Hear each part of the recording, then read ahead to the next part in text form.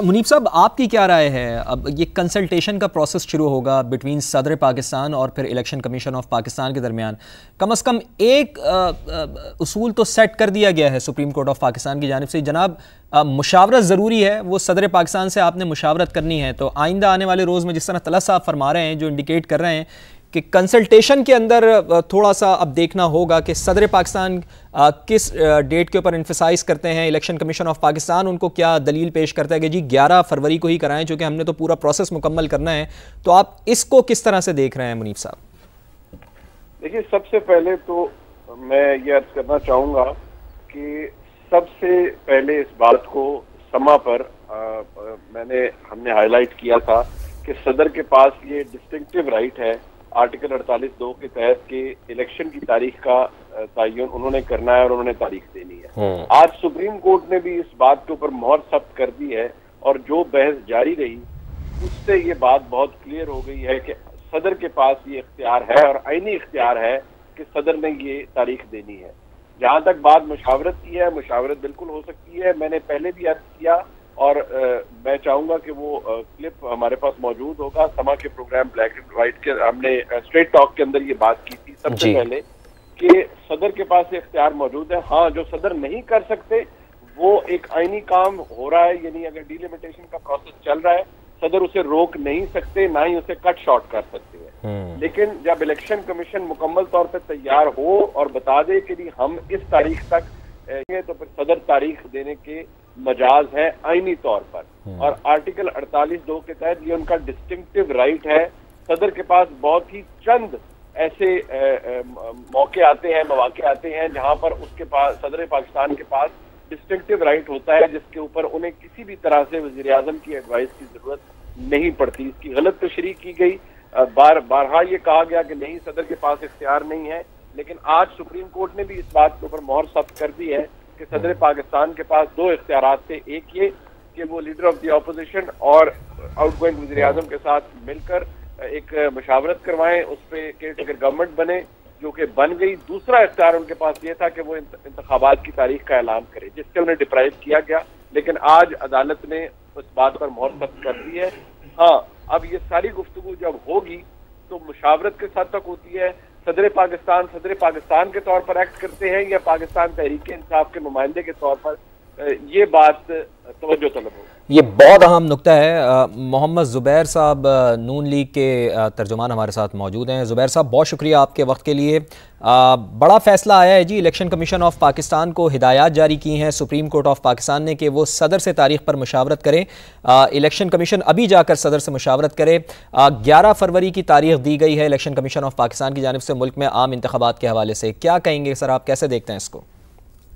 मेरा ख्याल है बहुत अच्छी बात है।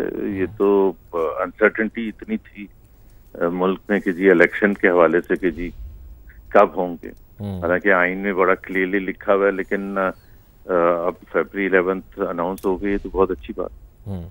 और जो सुप्रीम कोर्ट ऑफ पाकिस्तान ने कंसल्टेशन के हवाले से जो हिदायत जारी की हैं इलेक्शन कमीशन ऑफ पाकिस्तान को कि जी इलेक्शन कमीशन ऑफ पाकिस्तान मुशावरत करे, तो सदर का किरदार किस तरह से देखते हैं ज़ुबैर साहब? चूँकि सदर की मुशावरत से ही फिर अब एक तारीख का ऐलान होना है। गो कि इलेक्शन कमीशन ऑफ पाकिस्तान ने तो तारीख दी है, लेकिन आप समझते हैं कि सदर का किरदार क्या होगा? क्या वो पीछे लेकर आने की कोशिश करेंगे तारीख को? पता नहीं मुझे सदर साहब क्या करेंगे, मुझे तो नहीं पता। लेकिन लीगल इतना आपको पता है, इतनी कंफ्यूजन है कि जी पहले तो कभी हमने सुना ही नहीं था कि डेट पर भी इतने झगड़े होते हैं। प्रेसिडेंट का क्या रोल होता है, इलेक्शन कमीशन का क्या रोल होता है। हमेशा इलेक्शन हो जाते थे और कोई सोचता भी नहीं था कि डेट किसने दी है।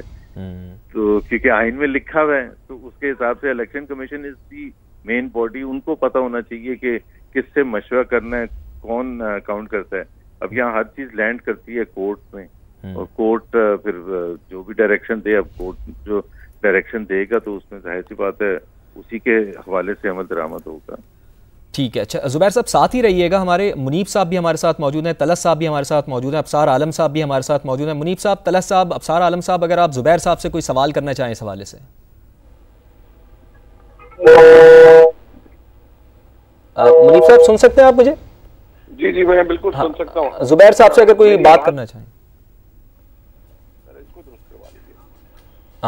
चलिए जी, हम कोशिश करते हैं कि मुनीफ साहब से रब्ता करने की कोशिश करें। ज़ुबैर साहब साथ ही रहिएगा, मैं अबसार आलम साहब को भी इंगेज करना चाहूँगा।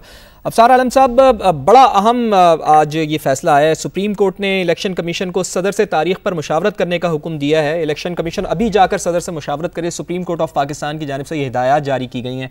सबसे पहले तो किस तरह से देखते हैं आपकी कंसल्टेशन होगी, और क्या सदर पाकिस्तान की कोशिश यही होगी कि 11 फरवरी से पहले भी इंतखाबात करवाए जाएँ?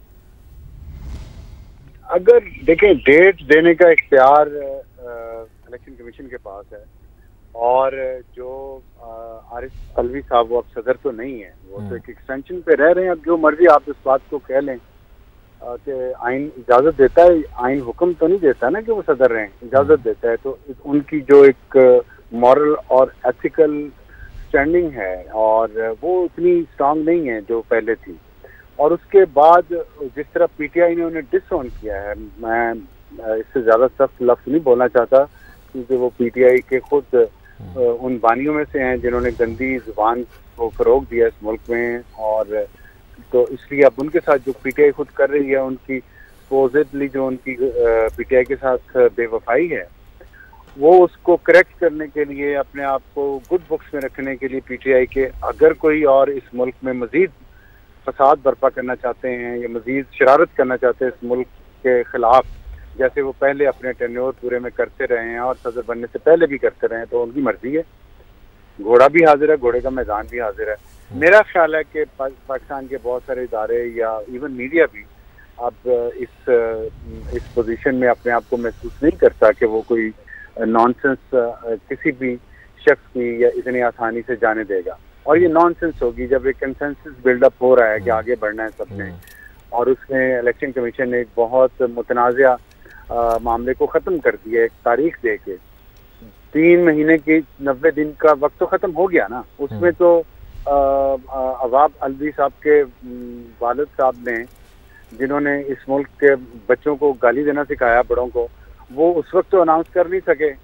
और उसके बाद जब उन पे शिकवा पहुंचा, उनके जो अब भी लीडर हैं इमरान खान, और जिन पे इतने सारे केसेस हैं, तो अब वो अगर वो कहते हैं खोया वक्त दोबारा पाने की कोशिश करेंगे तो उसमें कामयाब नहीं हो पाएंगे। तो ना वो पार्टी के रहेंगे और ना ही वानिद सदर के रहेंगे। तो इसलिए बेहतर उनके लिए भी यही है कि वो इस कौम के नफ्स का मजीद टेस्ट लेना बंद करें, और जो एक मुनासिब किस्म का मुशावरत हो सकती है वो करके आगे बढ़ें। ठीक है, अबसार साहब साथ ही रहिएगा। कंवर दिलशाद साहब साबिक सेक्रेटरी इलेक्शन कमीशन भी हमें ज्वाइन कर चुके हैं। कंवर दिलशाद साहब, शुक्रिया आपके वक्त के लिए भी। किस तरह से देख रहे हैं सर इस सारे मामले को, अब जबकि election commission of Pakistan, supreme court of Pakistan में डेट देता है कि जी 11 फरवरी को आम इंतखाबात हम करा सकते हैं, 11 फरवरी को आम इंतखाबात होंगे। Date supreme court of Pakistan में इलेक्शन कमीशन ऑफ पाकिस्तान की जानिब से दी गई है, लेकिन सुप्रीम कोर्ट ऑफ पाकिस्तान की जानिब से ये हुक्म दिया गया है इलेक्शन कमीशन ऑफ पाकिस्तान को कि आप फौरी तौर पर सदर पाकिस्तान से मुशावरत करें और फिर डेट अनाउंस करें। कैसे देख रहे हैं सर आप इस सारी सूरत हाल को? देखिए, अब आपका जो पैनलिस्ट है वो बहुत ही ज्यादा इलेक्शन के मामला में उनकी गहरी नजर है। माशाल्लाह बड़ा अच्छा पैनलिस्ट जो है आपने आज इनवाइट किया हुआ है। जी। तो मेरी राय तो ये है कि इलेक्शन कमीशन पाकिस्तान ने सेक्शन 57 के तहत, इलेक्शन एक्ट का 57 के तहत उनको तारीख देने का मिजाज है, और इलेक्शन कमीशन ऑफ पाकिस्तान ने तो ये तारीख दे देनी थी। अगर सुप्रीम कोर्ट पाकिस्तान में भी केस ना आता और अगर ऑनरेबल चीफ जस्टिस केस के बारे में ना हेयरिंग भी करते, तो इलेक्शन कमीशन ऑफ पाकिस्तान ने तो हल्का बंदियों की नोटिफिकेशन के 1 हफ्ते के बाद इंतखाबी शेड्यूल जारी करना था। और उनका पहला प्रोग्राम ये था कि हम जनवरी के आखिरी हफ्ते में डेट दे दें, जो कि आमतौर पर 28 जनवरी नजर आ रही थी हमें। 28 जनवरी को अतवार का दिन होता है, लेकिन चूंकि हमारी सियासी जमातों ने जब इलेक्शन कमीशन ऑफ पाकिस्तान से उनके साथ मशावरत की कोड ऑफ कंडक्ट के हवाले से, तो वहाँ उन्होंने ये कहा कि जनाब क्योंकि जनवरी में शदीद बारिशें होती है, बर्फबारी होती है, धुंध होती है, तो आप इसको आगे ले जाएं। तो फिर इलेक्शन कमीशन पाकिस्तान पहले प्रोग्राम बना रहा था 7 फरवरी, लेकिन अब उन्होंने एहतियातन उसको 11 फरवरी तारीख मुकर्रर कर दी। ये तो सुप्रीम कोर्ट ऑफ पाकिस्तान ने तो अच्छा किया, उसकी पुष्ट सुनाई पे खड़ी हो गई। लेकिन अदरवाइज अगर सुप्रीम कोर्ट में केस दायर ना भी होता या हेयरिंग ना भी होती, chief justice of Pakistan case को ना भी समाप्त करते, तो तब भी ये हेयरिंग इलेक्शन कमीशन पाकिस्तान ने तो शेड्यूल जारी करना ही करना था।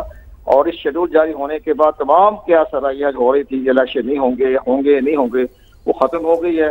और जहाँ तक सदर मुमलकत का मामला है तो सदर मुमलकत के जो है वो इस सेक्शन 57 के तहत वो रवादार नहीं है तारीख देने की। ये हमारी पार्लियामेंट ने कानून साजी में ये एक खास तरमीम करते हुए इलेक्शन कमीशन पाकिस्तान को इख्तियार दे दिए गए थे।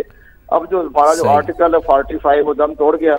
वो तो 90 दिन के इंतखाब जब होते हैं, जब असेंबली रिजॉल्व होती है, वो तारीख सदर साहब नहीं दे सके, वो अपने इसमें लगे रहे आगर मगर में, जिसकी बना पर तारीख ना दे सके। कभी कहते हैं तजवीज की, कभी कब हमें तारीख दूंगा, वो तारीख नहीं दे सके, जिसको उनकी सियासी पार्टी जो है वो उन पर भी तहफ़्फ़ुज़ात का इज़हार कर रही है। लेकिन अब इलेक्शन में पाकिस्तान तमाम क्या खड़ाइयाँ खत्म कर दी, अब इलेक्शन 11 फरवरी को हो जाएगी। ठीक है, कमर दिलशाद साहब साथ ही रहिएगा। जुबैर साहब,